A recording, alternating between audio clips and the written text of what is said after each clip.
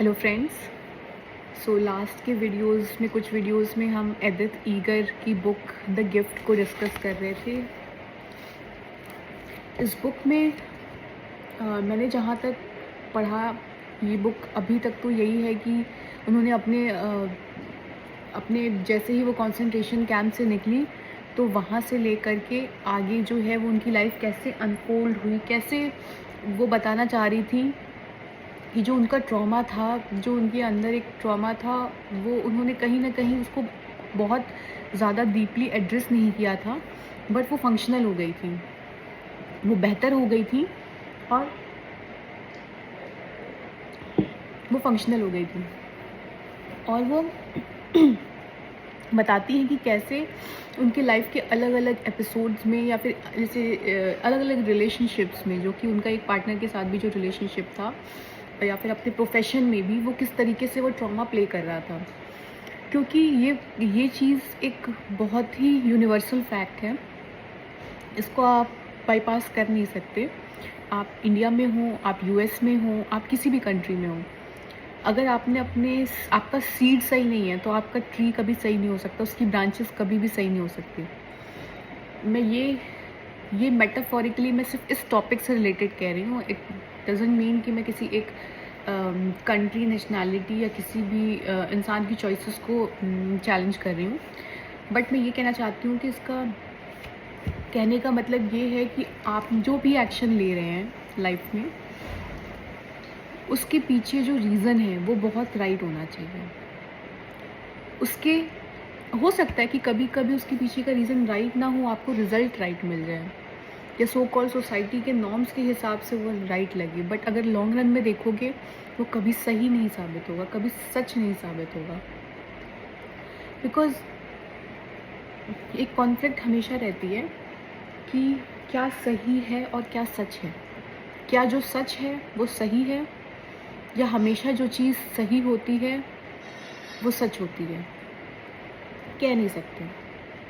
हो सकता है, क्योंकि ये हिस्ट्री में भी हमने देखा है कि बहुत ऐसे लोग हुए जिनकी पेंटिंग्स, जिनका काम तब फेमस नहीं हुआ जब वो एक्चुअली थे हिस्पैनिक पे, तब हुआ जब उसके बाद लोगों ने जब लोगों की खुद की अवेयरनेस बढ़ी और लोगों ने रिकॉग्नाइज़ किया उनको, जब उनकी ऑलरेडी डेथ हो चुकी थी, बट इट वॉज रिकॉग्नाइज्ड।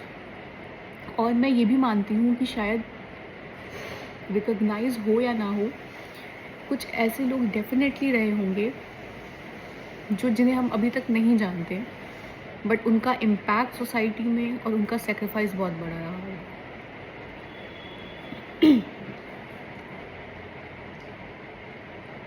मुझे आप लोगों से एक बात और शेयर करनी थी।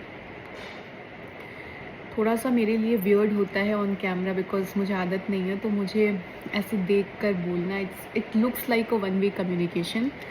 तो जो कोई भी अगर देख रहा हो मेरे इस वीडियो को और जिसे भी मेरा कंटेंट पसंद आए, जिससे भी मेरा ये शेयर करना, इसके मैसेजेस या फिर मेरी बातें सोचने पे मजबूर करे, तो प्लीज़ कमेंट करना और मुझे बताना कि कैसा समझ आया, क्या रिस्पॉन्स है आपका, ताकि मैं उस डायरेक्शन में, और अगर आपके कुछ सवाल हुए मेरे से और उन सवाल का जवाब देना मेरी कैपेसिटी में पॉसिबल हुआ, तो मैं डेफिनेटली उसको आंसर करना चाहूँगी। ये मेरी तरफ से आप लोगों के लिए होमवर्क है एक तरीके का। So let's start again. अभी तक तो बस यही उन्होंने बताया कि कैसे कैसे अलग अलग एस्पेक्ट्स में उनका रिलेशनशिप अफेक्ट हुआ उनकी ट्रॉमा की वजह से। अब वो एक बात कहती है कि उनकी ये जो बुक है ना, ये पहले जो हुआ बहुत ही एक क्रोनोलॉजिकली नहीं चलती है वो। बेसिकली इस बुक का जो मेन पर्पज़ है वो यही है कि आप, अगर आपके पास कोई थेरेपिस्ट ना हो, आपके पास कोई प्रोफेशनल हेल्प ना हो, उसके बाद भी उन चीज़ों में या फिर इन जनरल लाइफ में आप कैसे आगे बढ़ सकते हैं, खुद को हील कर सकते हैं।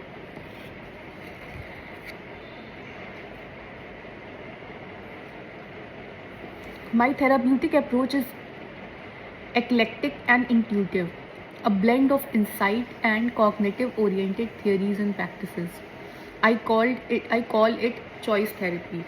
as freedom is fundamentally about choice. वाह,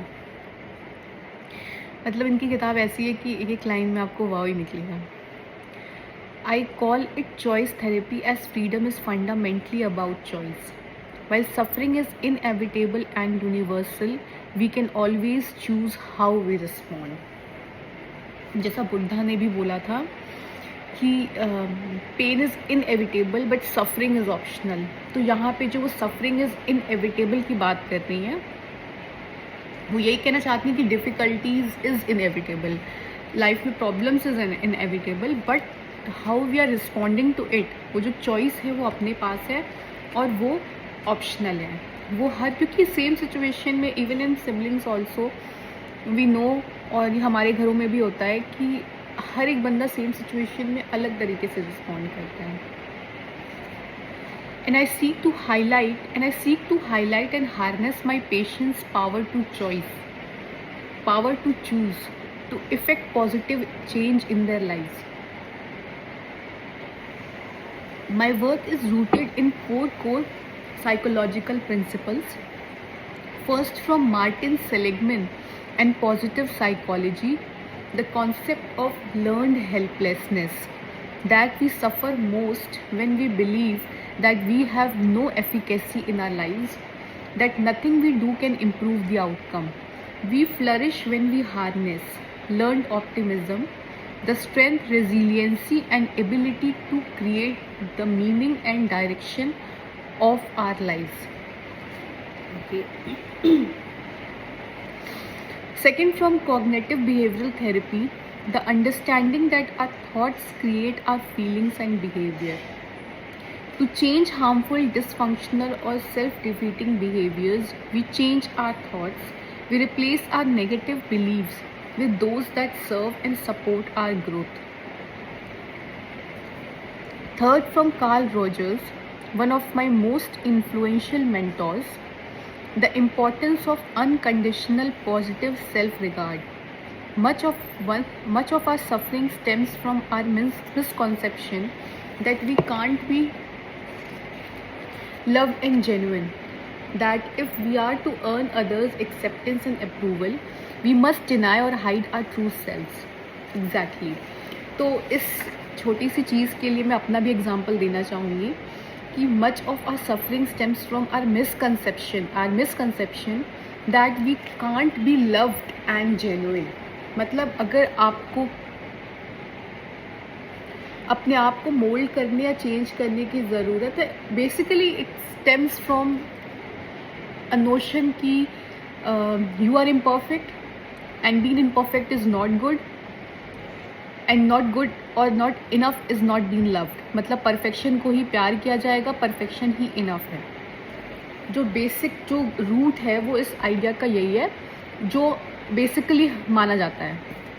और हर इंसान, चाहे मैं हूँ चाहे कोई और है, हम सब अपने आप को इम्प्रूव करना चाहते हैं. अगर उसके पीछे का कोर क्वेश्चन खुद से पूछें कि वो क्या है, तो वो यही निकल के आता है कि वी हैव दिस फीलिंग कि we are not good enough. हम अपने आप को हम डैमेज्ड हैं, हम अपने आप को इम्प्रूव कर रहे हैं. और इवन इफ़ हम डैमेज्ड हैं और हम अपने आप को शो कर रहे हैं कि हम डैमेज्ड नहीं हैं, और वो है सेल्फ कॉन्फिडेंस. ऐसे नहीं होता है. आपको अपने सेल्फ को पहले तो समझना पड़ेगा. आपको पहले हर प्रॉब्लम, हर सिचुएशन में जो चीज़ सबसे ज़्यादा हेल्प करती है वो है अंडरस्टैंडिंग. अगर किसी प्रॉब्लम की, किसी सिचुएशन की और अगर सेल्फ की अंडरस्टैंडिंग आ जाए तो कॉन्फिडेंस अपने आप आ जाता है. तो जो ये नोशन है कि कुछ करना पड़ेगा कुछ कॉन्फिडेंस के लिए, वो नहीं होता है. अगर आपको कुछ आप नहीं भी करते हो, बट अगर आप उस सिचुएशन को समझ जाते हो तो आपको ये कॉन्फिडेंस आ जाता है कि आप जानते हो उस सिचुएशन को. किसी चीज़ को प्रॉपरली समझ पाना, किसी चीज़ को प्रॉपरली एनालाइज कर पाना, किसी चीज़ को प्रॉपरली देख पाना कि अच्छा ये प्रॉब्लम है, ये रियल प्रॉब्लम है, ये रियल हर्डल्स हैं, ये रियल डिफ़िकल्टीज़ है, ये अपने आप में ही एक बहुत बड़ा कॉन्फिडेंस है. बट हमें क्या लगता है कि हमें अपने आप को किसी भी तरीके से वी एक एक एक मिसअलाइनमेंट होना होगा, एक इंटीग्रिटी भी तो यही है कि what you are in you are out. मतलब आप में एक हार्मनी है, बेसिकली जो रूल ऑफ लाइफ है कि जो इंसान जितना हारमोनियस है लाइफ के रिदम के साथ, वो उतना ज़्यादा हैप्पी है, उतना ज़्यादा पीसफुल है, उतना ज़्यादा सक्सेसफुल है इन इट्स ट्रूएस्ट सेंस। अब success is also a very subjective term, हर इंसान के लिए सक्सेस अलग अलग होती है।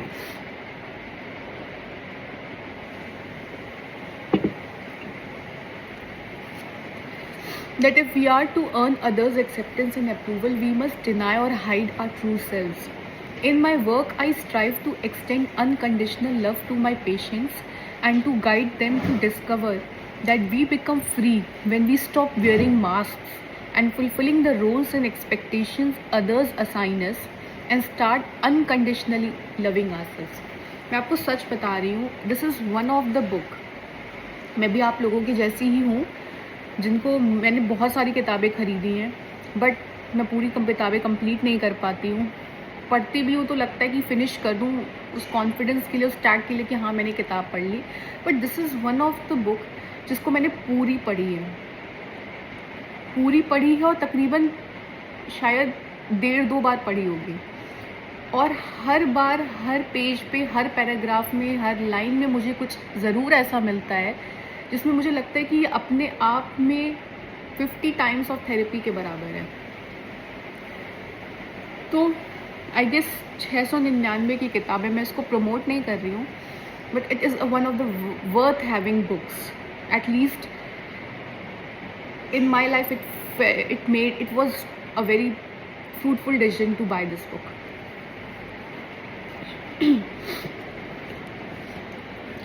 इसमें ये कहती है कि we become free when we stop wearing masks and fulfilling the roles and expectations others assign us and start unconditionally loving ourselves. We become free when we stop wearing masks and fulfilling the roles and expectations others assign us and start unconditionally loving ourselves. Finally, I work from the understanding shared with my beloved mentor, friend and fellow ostrich survivor, Viktor Frankl. I work from the understanding shared with my beloved mentor, friend and fellow ostrich survivor, Viktor Frankl, that our worst experiences can be our best teachers, catalyzing unforeseen discoveries and opening us up to new possibilities and perspectives. Healing, fulfillment and freedom comes from our ability to choose our response to whatever life brings us. Healing, fulfillment and freedom comes from the ability to choose our response to whatever life brings us and to make meaning and derive purpose from all we experience and in particular from our suffering.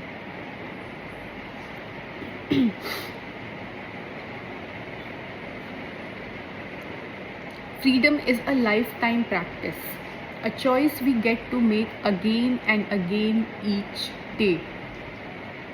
Ultimately, freedom requires hope, which I define in 2 ways. The awareness that suffering, however terrible, is temporary, and the curiosity to discover what happens next.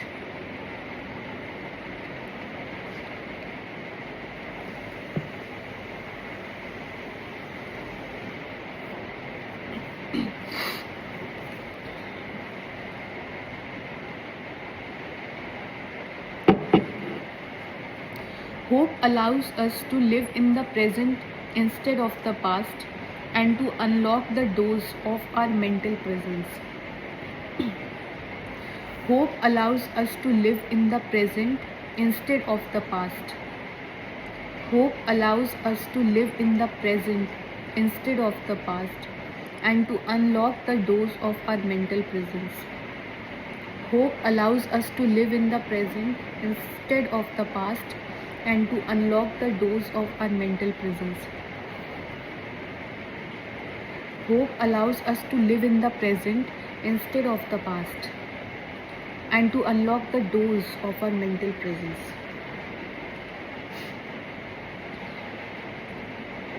इसमें basically इन्होंने अपनी बातें जो बताई हैं वो यही है कि उनका जो मेथड है विक्टर फ्रैंकल से as a man thinketh I guess नहीं मुझे याद नहीं है बट विक्टर फ्रैंकल की एक बुक है जिसमें वो कहते हैं कि समबडी कैन कितने भी डिफ़िकल्ट फेजेस को अगर आप ओवरकम कर सकते हैं if you know your why. उसका एसेंस ये है उनकी बातों का। तो उसका एक ये बहुत ही फेमस एक उनका कोटेशन है, बट उनके काम से भी ये इंस्पायर्ड हैं। ये बोलती हैं कि अगर आपके फेलियर्स, आपकी डिफ़िकल्टीज़ आपका लेसन है तो आप उससे भी आगे बढ़ सकते हैं, उससे भी आप आगे इम्प्रूव कर सकते हैं। और ये कॉग्निटिव बिहेवियरल थेरेपी को भी यूज़ करती हैं एज अ साइकोलॉजिस्ट, जिसमें ये है कि आपको पता है कि आपके थॉट्स से ही आपके बिहेवियर्स और आपके इमोशंस, आपके फीलिंग्स जनरेट होती है। तो अगर आप अपने थॉट को चेंज कर देंगे तो आपकी फीलिंग्स और आपका बिहेवियर भी चेंज हो जाएगा। तो और जो भी डिसफंक्शनैलिटी हम देखते हैं वो it always stems from the thought. एक थॉट है जिस पे या तो आपने कैसे वो फीलिंग्स डेवलप हुई और उसके बाद आपने उस पर कैसे एक्ट किया। इन दोनों के बीच में यू हैव अ चॉइस। जो चॉइस हम बात करेंगे कि वो चॉइस आती कैसे है, बट ये एक चीज़ है। एक और चीज़ जो इन्होंने बोली है और वो बहुत सही बात बोली है कि freedom is a life time practice.